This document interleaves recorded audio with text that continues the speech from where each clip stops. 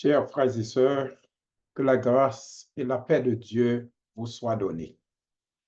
Nous voulons dire bienvenue à tout un chacun, plus particulièrement les évangélistes, les pasteurs, les docteurs qui sont ici dans la salle. Séminaire ça, les gains pour titre, la prédication.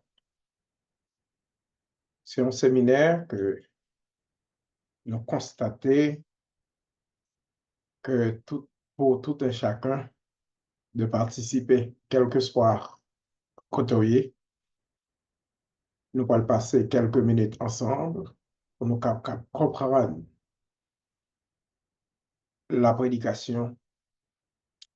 Ouvrage n'a bien pour utiliser, c'est ouvrage qui vient pour titre la prédication ou l'art de prêcher. Au cours de séminaire, ça, nous sommes en mesure pour nous comprendre c'est quoi la prédication. Nous allons voir but et objectif séminaire ça. Il a pour but d'équiper des hommes et des femmes pour prêcher, comprendre et instruire la parole de Dieu. Objectif séminaire-là, c'est pour permettre une approche positive à la prédication. C'est pourquoi nous allons voir premièrement but de la prédication. Deuxièmement, les étapes clés pour une bonne prédication. Troisièmement, les qualités essentielles de la prédication, le plan de la prédication, des bienséances dans la prédication, double discipline dans le ministère de la prédication. Et nous allons voir aussi les principaux types de sermons. Et dans le séminaire, ça, nous allons présenter à peu près 4 messages. 2 sur l'apôtre Paul, et 1 sur l'apôtre Pierre. Et c'est pourquoi nous avons commencé. Que les pasteurs qui s'inquiètent bien de leur fonction soient jugés dignes d'un doux honneur, principalement ceux qui travaillent à la prédication et à l'instruction de la parole de Dieu. Que celui qui est appelé au ministère s'attache à son ministère. Que celui qui enseigne s'attache à l'enseignement. Que celui qui exhorte occupe à l'exhortation. Que celui qui donne le fasse avec libéralité. Que celui qui préside le fasse avec zèle. Que celui qui pratique la miséricorde le fasse avec joie. Premièrement, on a regardé définition de la prédication. La prédication, c'est quoi? Prédication, c'est l'action de prêcher. Et prêcher, c'est proclamer, annoncer, publier. Publier quoi? La parole de Dieu ou la bonne nouvelle. Dans la Bible, 4 mots sont traduits par prédication. Le plus courant utilisé est kerusso, qui désigne proclamer. Le deuxième mot est évangélizo, qui signifie annoncer. Annoncer quoi? La bonne nouvelle. Proclamer quoi? Comme un héros. Le troisième mot est martyreo, qui signifie porter témoignage. Porter témoignage des faits que c'est témoin oculaire ou non, des faits palpables et même tangibles. Le quatrième mot utilisé est didasco, qui veut dire énoncer, déclarer, affirmer, appliquer, etc. But de la prédication, selon l'apôtre Paul, c'est amener les âmes à Christ. Deuxième but prédication pour Paul, c'est instruire les croyants. Donc, ce constaté là, nous avons deux buts selon l'apôtre Paul. Et c'est pourquoi l'apôtre Paul vient dire lorsqu'il dit, ce n'est pas pour baptiser que Christ m'a envoyé, c'est pour annoncer la bonne nouvelle de l'Évangile, et cela sans la sagesse du langage, afin que la croix de Christ ne soit pas rendue vaine, selon 1 Corinthiens chapitre 1er, verset 17.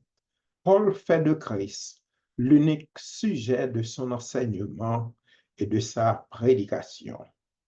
Maintenant, le but de la prédication pour Paul, c'est de gagner le plus grand nombre à la foi qui sauve en Jésus-Christ. C'est pourquoi prêcher pour Paul est une obligation, comme pour tous les prédicateurs, bien entendu. En même temps, il craint qu'il ne soit lui-même disqualifié après avoir prêché aux autres. Telle doit être la pensée de tous les prédicateurs, conscients de leur relation avec Dieu. C'est pourquoi l'apôtre Paul a dit, si j'annonce pas l'évangile, ce n'est pour moi un sujet de gloire, car la nécessité m'en est imposée. Il dit à malheur à moi si j'annonce pas l'évangile. Si je le fais de bon cœur, j'en ai la récompense. Mais si je le fais malgré moi, c'est une charge qui m'est conférée. Je traite durement mon corps et je le tiens assujetti de peur d'être moi-même désapprouvé, disqualifié après avoir prêché aux autres. 1 Corinthiens chapitre 9, versets 16 et 17 et le verset 27. Lorsque Paul dit désapprouvé, peut aussi être traduit par disqualifié, déprécié ou rejeté. Ici, l'apôtre Paul parle du service et non du salut. Et le verset 27 s'exprime par la crainte de peur de son salut. Non, c'est pas peur, c'est pas perdre que le cas perd du salut, mais l'apôtre Paul a parlé de couronne ici. L'Écriture parle environ de 10 couronnes. Lorsque Paul dit la récompense s'acquiert par les œuvres et le salut est toujours un don gratuit, car le salut ne peut pas être reçu que par le salut. Pour aujourd'hui, but, prédication, c'est avertir, instruire, former. Avertir qui? Avertir Christ. Instruire qui? Les chrétiens. Former qui? Les chrétiens. Et c'est ça que fait dans Colossiens chapitre 1er, verset 28, nous lisons, c'est lui que nous annonçons, exhortant tout homme et instruisant tout homme en toute sagesse, afin de présenter à Dieu tout homme devenu parfait en Christ. L'expression c'est lui que nous annonçons est très riche en sens. C'est lui qui signifie Christ. Par avertissement. Avertit qui? Tout homme. Instruisant qui? Tout homme. Pourquoi? Afin que tout homme capable devenu parfait en Christ. Prenons par exemple le message de l'apôtre Paul sur la prédication de la croix.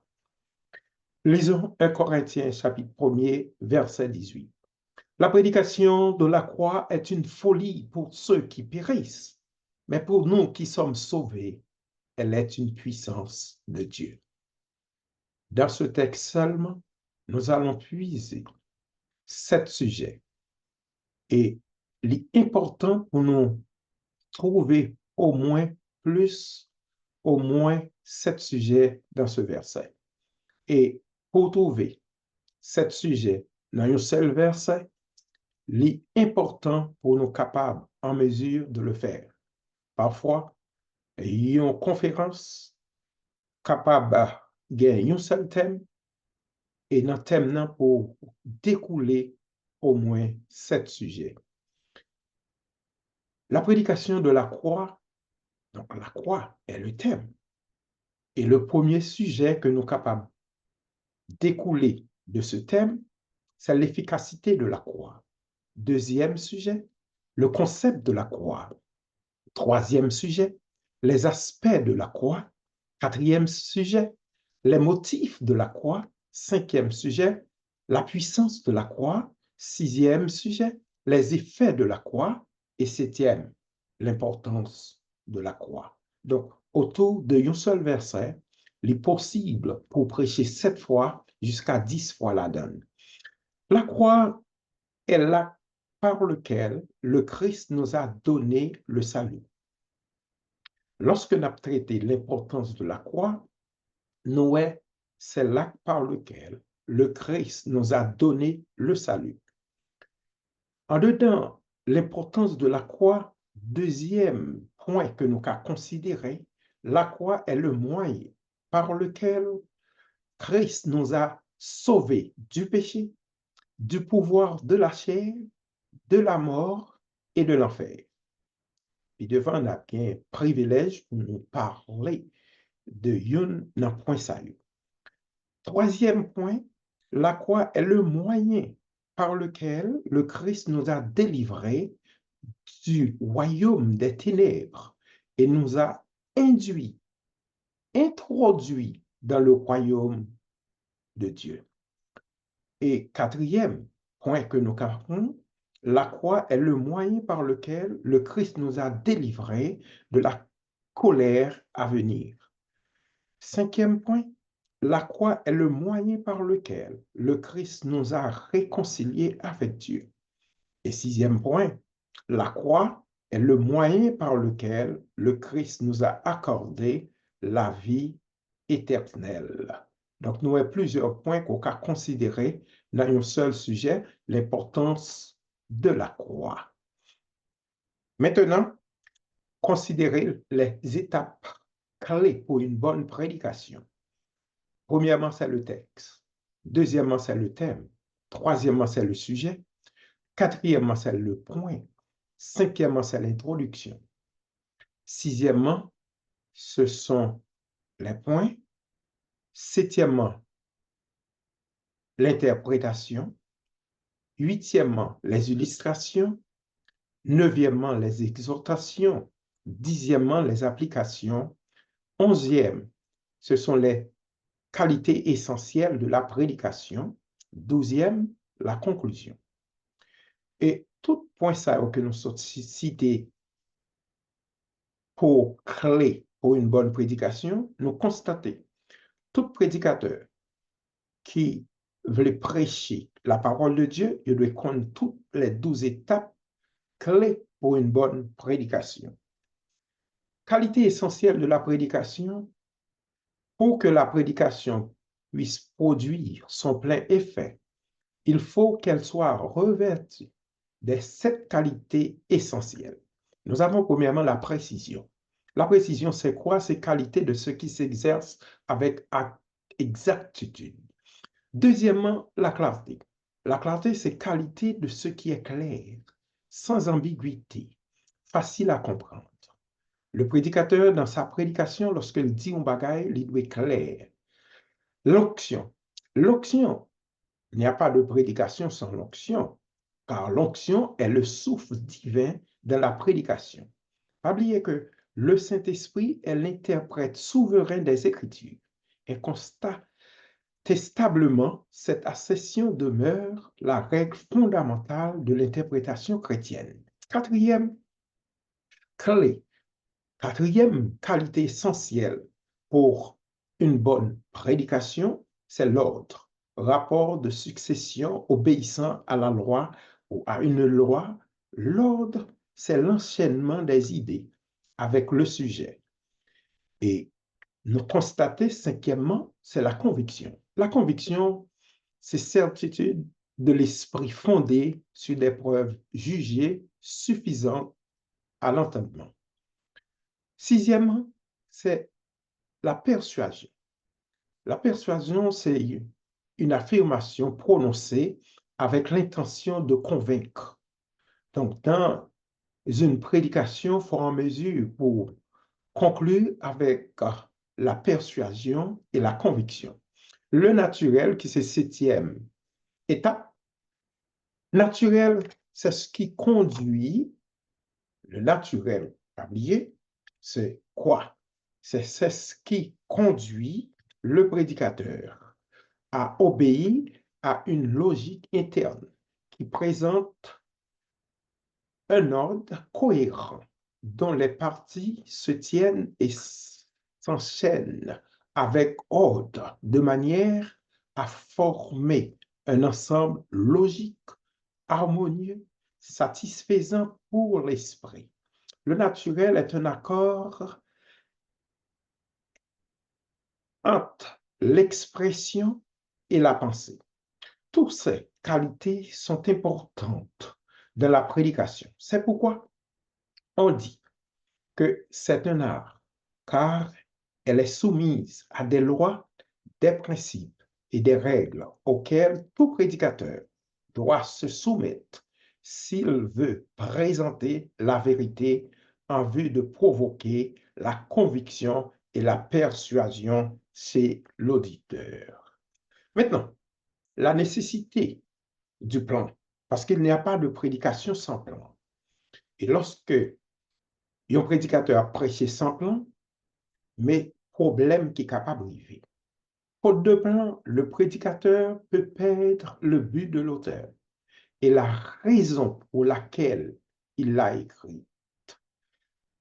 Faute de plan, le prédicateur traîne dans un amas diffus d'idées revenant sans cesse, n'ayant parfois aucun rapport avec l'idée maîtresse. Faute de plan, le prédicateur le mieux préparé peut éprouver que de l'embarras. Ça fait me songer un prédicateur qui a prêché, qui est embarrassé. Et là, le pagan est pour le dire, les dit frères et sœurs, ça m'y là, et pas moi, m'a tremblé. M'a tremblé, oui, frères et sœurs. L'œil au prédicateur, par un plan, l'est embarrassé. Faute de plan, le prédicateur présente une idée mosaïque d'idées d'origine diverses, manquant de cohésion, de précision et de fermeté. C'est pourquoi nous dit chaque prédicateur, avant de prêcher ou de penser pour préparer un plan. Et nous allons montrer qui ça qui doit inclure dans le plan.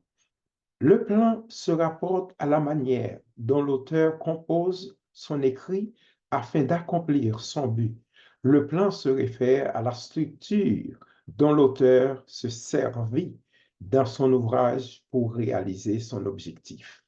Maintenant, la nécessité du plan, plan nécessaire. C'est quoi le plan? Un plan est pour le prédicateur ce que la carte est au voyageur. Le plan est pour le prédicateur ce que le plan est pour un constructeur.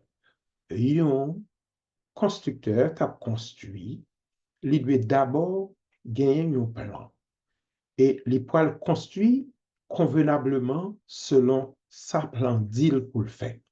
C'est pourquoi le plan aide les prédicateurs-là à distribuer avec ordre les idées subordonnantes à l'idée dominante. L'idée subordonnante à l'idée dominante. Pas oublier. Le thème, le sujet, c'est l'idée dominante. Les points, ce sont les idées subordonnantes. Et sur ce, vous devez respecter ça. Car le plan, aider le prédicateur à bien développer son sujet et rester dans le cadre de son sujet. Le plan, c'est quoi? C'est l'union des idées dans un assemblage régulier permettant au prédicateur de développer son sujet avec une solution de continuité sans heurter l'intelligence de l'auditoire. Avant d'exposer un message, comme nous venons de dire, on doit avoir à l'esprit un plan bien clair et savoir où l'on est et où on veut aller. Le plan suppose, dans le plan,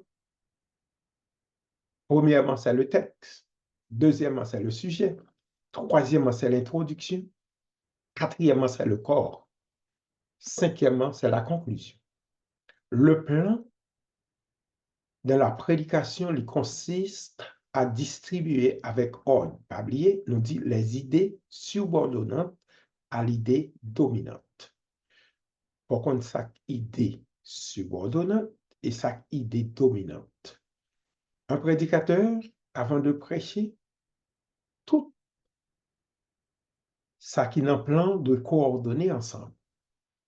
Le plan est l'union des idées dans une assemblage régulier, comme nous venons de dire. Le texte maintenant soutient le sujet et lui sert de base. C'est à travers texte ça texte a dit pour faire, c'est nous pour le faire. Pas qu'on a fait de un prédicateur qui a attaqué moun, qui a prêché religion, qui a prêché tant d'autres choses, concepts doctrinal, non. Aussi, le texte veut comme loi que le sujet exprime correctement son contenu. Le sujet est digne de ce nom.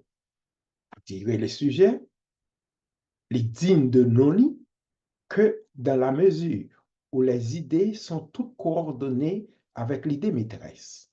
Le corps, ce n'est pas le consort, car il est les grandes lignes. Ce n'est pas les grandes lignes, car il est le squelette de la prédication. Dégage les idées essentielles renfermées dans l'idée dominante. La conclusion non prédication, l'idée convaincante pour persuader l'auditoire, au point que chaque monde capable de dire ça dit à vrai, moi décidé pour m'accepter ou bien pas accepter. Ouais, l'importance du plan. Le plan est important non seulement pour le prédicateur, mais aussi pour l'auditoire. C'est ça que fait nous dit, il n'y a pas de prédication sans plan. Si vous ne voulez pas le plan, vous voulez le canvas. Si vous ne voulez pas le canvas, vous voulez une esquisse. Voyons, bienséance dans la prédication. La bienséance dans la prédication, c'est de savoir bien choisir les vocables. Bienséance dans la prédication est une nécessité. Voyons la nécessité de la bienséance. Le langage d'un prédicateur devrait être exempt de toute trace de propos grossiers, propos insensés, propos banals ou stupides, paroles méchantes, paroles mensongères, paroles flatteuses, injurieuses ou hautaines. La noblesse de la dignité du langage est important dans la bienséance, dans la prédication. C'est quoi la noblesse? Noblesse, c'est l'absence de vulgarité dans le langage. Dignité, c'est ce sentiment de la valeur intrinsèque d'une personne qui condamne le respect d'autrui. Mes amis, non prédication doit respecter moun. Gen bagay ko pa di, ou pas accuser moun non prédication. Dans prédication, ou gen pour devoir de prêcher la parole de Dieu. Point.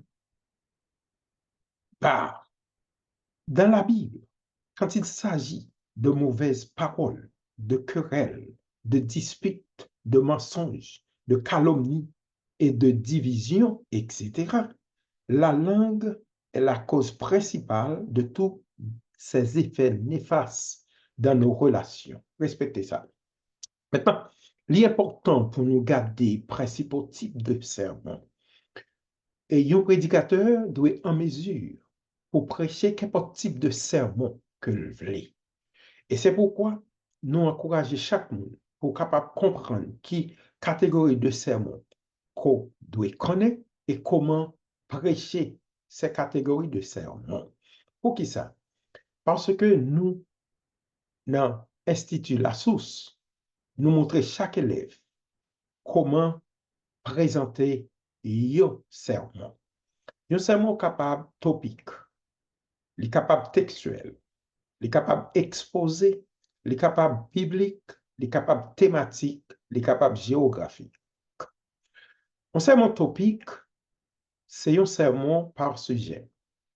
Ou énoncer sujet, aux gens que nous sommes dit là, nous sommes pour la puissance de la croix et nous prenons point de l'autre endroit, mais qui est dans la Bible.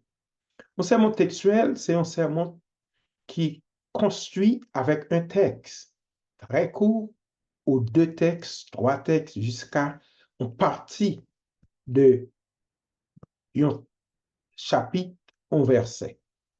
C'est mon exposé, c'est le texte qu'on pourrait le considérer dans quelques mots d'un verset ou d'un verset ou un verset tout entier ou même 3 ou 4, 5, 6 versets. Concernant biblique, la prédication biblique est une prédication selon laquelle les données bibliques sont traitées. Un sermon thématique, c'est un sermon sur thème. Un sermon fondé sur un thème. Un sermon biographique, au besoin de 10 étapes clés pour faire un sermon biographique d'un personnage biblique. Non pas seulement un personnage, montrer comment présenter un sermon biblique, un sermon biographique. Pour que le prédicateur capable de prêcher une catégorie de messages, il doit bien structurer et bien comprendre. Il doit placer parmi 6 types de sermons et non qu'importe qui il doit être en mesure pour bien connaissance de la parole de Dieu. Et c'est ça que fait un prédicateur qui pas en mesure, il seulement prêcher un message d'exhortation avec des mots d'émotion pour chercher l'applaudissement des gens. Et qu'est-ce que ça nous veut dire par là? Nous rencontrons des prédicateurs qui prêché et pendant qu'ils prêché, ils disent « Amen moi » et pas nous pas dire Amen. Donc, si un prédicateur pas interpréter un bagay, ou pas qu'à dire Amen parce qu'il pas dit rien. Un prédicateur qui a voyé monter, qui a attaqué moun, qui a prêché personnalité, ça ne doit pas se faire. Bon, étude d'un personnage biblique, on peut dire son sermon biographique. Premièrement, besoin qu'on naissance. Prenons par exemple de Moïse. Moïse, son nom signifie sauver des eaux. Pas oublier que Moïse prend naissance en Égypte. Je crois que c'était un hébreu qui donnait naissance à Moïse, car Moïse était hébreu. Il a pris naissance dans un moment crucial.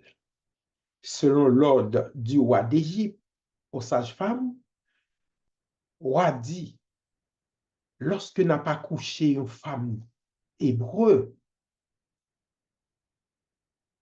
regardez bien le sexe. Si petite là, c'est un garçon, faites-le mot. Si c'est une fille, laissez-la vivre. Exode chapitre 1er, verset 7. C'est dans ce contexte qu'a eu lieu la naissance de Moïse. Mais la mère de celui-ci, voyant sa beauté, le cacha pendant 3 mois. Puis il déposa dans une corbeille au fond du Nil. Il est recueilli par la femme du pharaon qui lui donne le prénom Moïse. Donc, ouais, le nom de Moïse qui signifie sauver des eaux. La mère de Moïse, c'est une foi spectaculaire. C'est ça que fait nous dit que la foi de la mère de Moïse, c'était la foi comptant sur la providence de Dieu. Remarquons la vocation de Moïse, son éducation, son appel, sa mission, ses œuvres et ses critères, ses caractéristiques.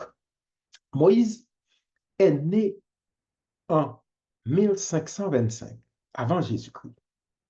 En 1445, Moïse a 80 ans. Il a été instruit dans toute la sagesse des Égyptiens. C'est pour pouvoir éducation Moïse, l'y prendre en Égypte. Moïse est un des personnages principaux de l'Ancien Testament. Moïse a été choisi pour apporter la rédemption au peuple de Dieu.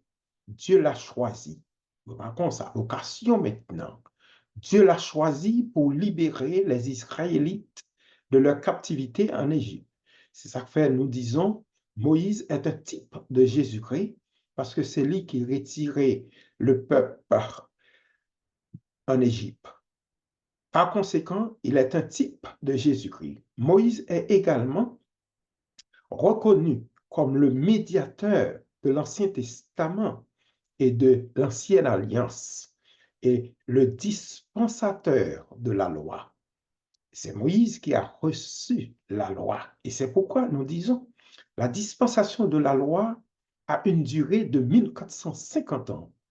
Et pendant 1450 ans de la dispensation de la loi, nous constatons que la loi est incapable de donner le salut. Et c'est pourquoi nous disons, si vous cherchez la justification par la loi, vous êtes déçus de la grâce. Enfin, il est l'auteur principal du Pentateuque. Ça maintenant, c'est sa mission, ses œuvres. Et en tant que l'auteur principal du Pentateuque, son rôle dans l'Ancien Testament est un type, une préfiguration de celui de Jésus dans le Nouveau Testament. Moïse avait passé 40 ans à vivre une vie nomade. Une vie nomade dans le désert, car la vie de Moïse constituait à 120 ans, 40 ans en Égypte, 40 ans chez Jéthro et 40 ans dans le désert. C'est très caractéristique et sa fin. Moïse est un homme fort, humble, plus qu'aucun homme sur la surface de la terre. Selon Nombre, chapitre 12, verset 3. Moïse, comme nous venons de dire, a vécu 120 ans. Moïse fut 40 jours dans le Sinaï. C'est ça que fait nous dire, c'est lui qui représentait la loi. Il est mort à 120 ans. Sa vie fut répartie en 3 fois 40 ans en Égypte, 40 ans chez son beau-père et 40 ans dans le désert. Chiffre qui parle de la patience de Dieu et de l'épreuve. Moïse a passé 40 ans dans le désert. Les vêtements qu'Israël portaient n'étaient pas usés pour eux et ses pieds ne s'étaient pas enflés pendant 40 ans. Deutéronome chapitre 8, verset 4. Selon la numérologie, le nombre 120 représente un leader naturel capable de prendre des décisions et doté d'un fort sens de jugement. C'était Moïse. La plus grande force de Moïse était sa ténacité, associée à une force capable de leader et une étonnante imagination. Moïse a fait 120 ans alors. Il mourut sur le mont Nebo, en face de Jéricho, quand il a contemplé le Canaan. L'Éternel l'enterra dans la vallée au pays de Moab. Jusqu'aujourd'hui, personne n'a su où se trouvait son tombeau. Caractéristique du message pour un servant.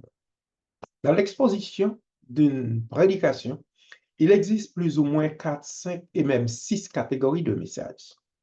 Nous avons d'abord message d'exhortation qui convient aux hommes simplement influencés par les mots et l'émotion. Nous avons deuxièmement message théologique qui convient aux interprètes. Interpréter, c'est avoir la connaissance sur l'herméneutique. Nous encourageons pour acheter cet ouvrage. Message illustratif ou démonstratif. Ce sont des hommes intelligents, capables d'illustrer bien leur message, car il n'y a pas de prédication sans illustration. Message biblique, il convient aux hommes capables d'interpréter. Message inspiré qui convient aux hommes spirituels. Lorsque nous disons aux hommes intelligents, c'est-à-dire aux hommes de sens qui peuvent illustrer son message, non seulement par des illustrations bibliques ou non, mais aussi par des faits vibrants, palpables et même tangibles, si vous me permettez. Conseil pratique sur les catégories de messages. Pour une bonne prédication, le prédicateur doit passer des heures dans la recherche et dans la prière pour une concentration soutenue pour apprendre l'intention de l'écrivain sacré et la signification véritable du passage, car nous constatons que la Bible est écrite par ces hommes, inspirés par Dieu. Et prédicateur, ça doit mettre tout cœur, tout âme dans le travail de Dieu. Prenons par exemple le premier message apostolique prêché par l'apôtre Pierre. Nous lisons Actes des Apôtres, chapitre 2, versets 22 à 25. Hommes israélites, écoutez ces paroles. Jésus de Nazareth, cet homme à qui Dieu a rendu témoignage devant vous par les miracles, les prodiges et les signes qu'il avait opérés par lui au milieu de vous, comme vous l'avez vu vous-même. Cet homme livré selon le dessein, arrêté selon la préscience de Dieu, vous l'avez crucifié. Vous l'avez fait mourir par les mains des impies. Verset 24. Dieu l'a ressuscité en le délivrant des liens de la mort, parce qu'il n'était pas possible qu'il fût retenu par elle. Car David dit de lui, je voyais constamment le Seigneur devant moi, parce qu'il est à ma droite, afin que je fasse de lui son marchepied. Et nous constatons le verset 32. C'est ce que Jésus, que Dieu a ressuscité. Nous en sommes tous témoins. Verset 33. Élevé à la droite de Dieu, il a reçu du Père le Saint-Esprit qui avait été promis. Il l'a répandu comme vous le voyez et l'entendez. Verset 34. Car David n'est point monté au ciel, mais il dit lui-même, le Seigneur dit à mon Seigneur, assis-toi à ma droite, jusqu'à ce que je fasse de tes ennemis ton marchepied. Pour que ce texte est la première fois que nous entendons cette prédication prêchée par l'apôtre Pierre. Pierre fait introduction avec la prophétie de Joël. Joël chapitre 2, verset 28. Pourquoi? Pour préparer les auditeurs à prendre une décision pour Jésus de Nazareth, l'homme de Dieu, c'est-à-dire l'envoyé spécial de Dieu pour sauver les perdus. Dans ce texte, l'apôtre Pierre cite le psaume 16, verset 10. Tu ne livreras pas mon âme au séjour des morts. Tu ne permettras pas à ton bien-aimé de voir la corruption. Et lorsque Paul Pierre conclut le message, il conclut, comme a dit Bengel, l'élan du discours est de trouver la fin. Pourquoi le prédicateur qui commençait à prêcher n'est pas qu'à fini? Pierre conclut lui-même sa prédication en passant de l'explication à l'application. Il dit, vous l'avez crucifié, vous l'avez fait mourir par la main des impies. Nous constatons que l'art de prêcher, c'est dans la prédication, c'est dire, illustrer et appliquer.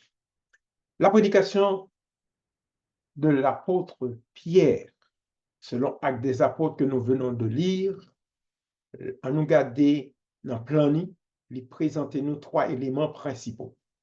Premier élément, c'est Jésus de Nazareth, l'homme de Dieu crucifié. Deuxième élément, c'est Jésus de Nazareth, l'homme de Dieu ressuscité. Et troisième élément, c'est Jésus de Nazareth, l'homme de Dieu glorifié. Pierre dit, dans Actes des Apôtres, chapitre 2, verset 23, cet homme livré selon le dessein arrêté et selon la préscience de Dieu, vous l'avez crucifié, vous l'avez fait mourir entre les mains des impies. Remarquons, deuxième message, c'est le message de l'apôtre Paul.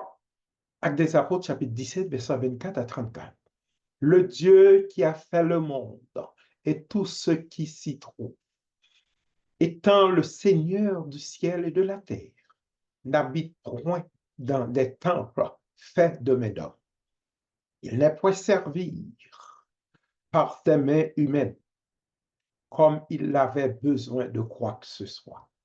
Lui qui donne à tous la vie, la respiration et toutes choses, il a fait que tous les hommes sortis d'un seul sang habitassent sur toute la surface de la terre, ayant déterminé la durée des temps et les bornes de leur demeure. Il a voulu qu'ils cherchassent le Seigneur et qu'ils s'efforçassent de le trouver en tâtonnement, bien qu'il ne soit pas loin de chacun de nous, car en lui nous avons la vie, le mouvement et l'être. C'est ce qu'ont dit aussi quelques-uns de nos poètes. De lui nous sommes la race. Verset 29. Ainsi donc, ayant la race de Dieu, nous ne devons pas croire que la divinité soit semblable à de l'or, à de l'argent ou à de la pierre auscultée par l'art et l'industrie de l'homme. Verset 30. Dieu, sans tenir compte des temps d'ignorance, annonce maintenant à tous les hommes en tout lieu qu'il est à se repentir, parce qu'il a fixé un jour où il jugera le monde selon la justice, par l'homme qu'il a désigné, ce dont il a donné à tous une preuve certaine en la ressuscitant des morts. Verset 32. Lorsqu'ils entendirent parler de la résurrection des morts, les uns se moquèrent et les autres dirent, nous t'attendrons là-dessus une autre fois. Ainsi, l'apôtre Paul se retira du milieu d'eux. Quelques-uns, néanmoins, s'attachèrent à lui et crurent. Denis, la Réopagite, une femme nommée Damaris et d'autres encore. Paul fait introduction car nous disons, pour une bonne introduction, pour capable d'utiliser le texte, le thème, le sujet, les points ou le contexte. L'introduction doit être raisonnable, intéressant, il doit orienter l'auditoire là et il doit être convaincant. L'introduction, c'est ce qui permet mon chita tande. Si introduction là pas raisonnable, n'est pas intéressant, n'est pas orienté, n'est pas convaincante, qui te nous dit depuis lors, pas de monde qui veut suivre. Et dans le message, ça, l'apôtre Paul présentait le Dieu inconnu. Pour qui ça? C'est parce que l'histoire révélait que l'apôtre Paul a visité Athènes, arrivé dans un carrefour, il voit une statue. Et en bas statue, il y a un écriteau. L'écriteau a dit à un Dieu inconnu. Et l'apôtre Paul dit, moi, je viens de révéler nous le Dieu inconnu. Pourquoi? Parce que les Athéniens étaient quoi dans plusieurs dieux, ce que nous appelons monothéisme. Il n'y a pas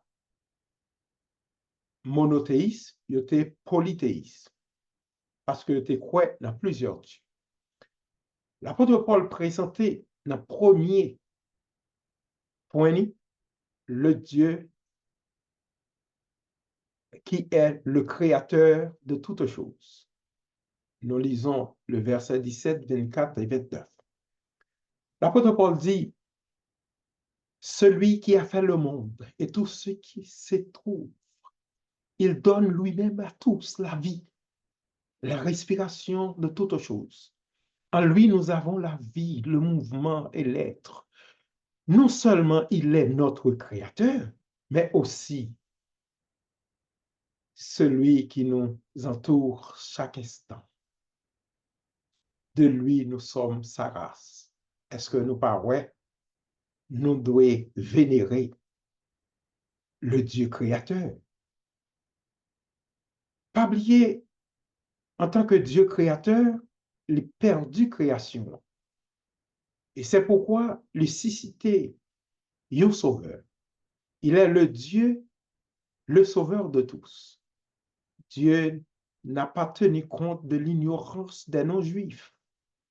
Maintenant, avec l'aide de l'arrivée de la révélation de l'Évangile, il annonce à tous les hommes, en tout lieu, qu'ils ont à se repentir, c'est-à-dire qu'ils doivent se convertir.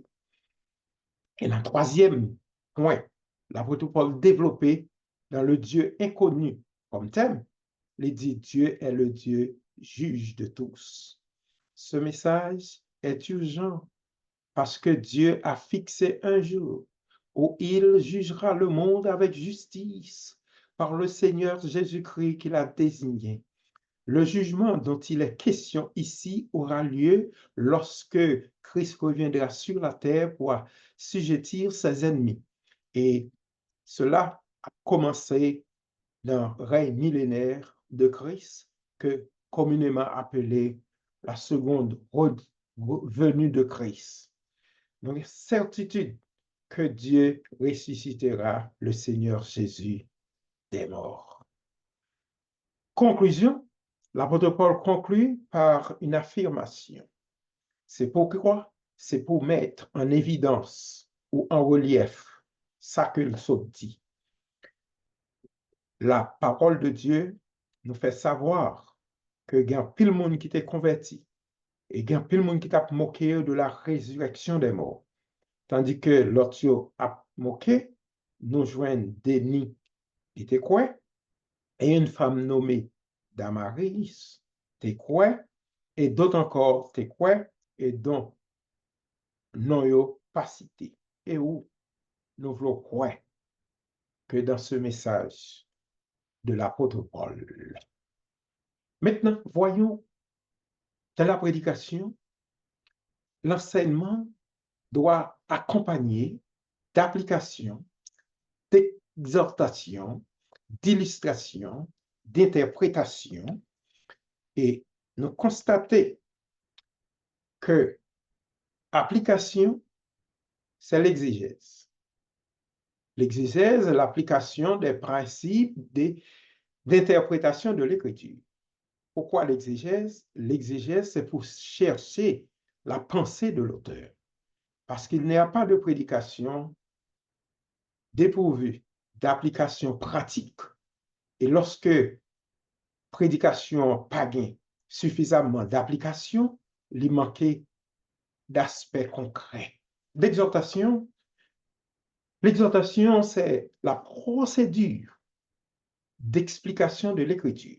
Pour expliquer l'écriture, au besoin de connaissances herméneutiques. L'application, c'est indication qui vise à faire comprendre le fonctionnement, le mode d'emploi de quelque chose. D'illustration. Les illustrations rendent le sermon intéressant pour l'auditeur. Pour qui ça? Parce que auditeur-là, capable d'oublier beaucoup de choses dans le sermon, mais illustration, là, difficile pour l'oublier. C'est vrai, l'illustration devrait être des choses que la congrégation comprend. L'interprétation, c'est trouver la signification du texte biblique au moment où il a été écrit. Ça, c'est l'exégèse. Au moment où il a été écrit, avant de l'appliquer, parce que pour appliquer un texte, ou doit connaître le sens concret, ou doit comprendre l'idée de l'auteur et interpréter les mots. Et ça, c'est l'interprétation. Nous encourager chacun de nous pour rejoindre nous dans l'Institut biblique La Source, car nous employons des techniques modernes pour capable comprendre comment présenter une prédication. Nous situés à 2701 West Oakland Park, Fort Lauderdale, Florida, 33311.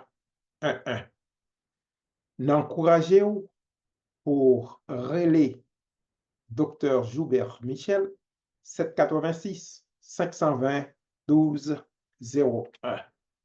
Conseil pratique au prédicateur pour nous terminer. Pour une bonne prédication, le prédicateur doit passer des heures, comme nous venons de le dire, dans la prière et dans la recherche. Pour trouver signification véritable de texte, car le ministère d'enseignement de la Bible lui exige que l'homme de Dieu mette tout son cœur et toute son âme dans le travail de Dieu. Exhorter convient à l'émotion, interpréter convient à la connaissance, illustrer convient au bon sens, inspirer convient à l'Esprit Saint. L'Esprit Saint, c'est la flamme de l'Esprit dans le message de la parole de Dieu. Nous vous disons merci d'avoir participé à ce séminaire. Que le Dieu de paix, que le Seigneur vous bénisse tous. Pour vos questions et suggestions, contactez Dr. Joubert Michel, 786 520 12 01. Nous disons à tous merci d'avoir écouté ce séminaire qui te pour titre la prédication ou l'art de prêcher. Que bon Dieu bénisse chacun de nous. Merci.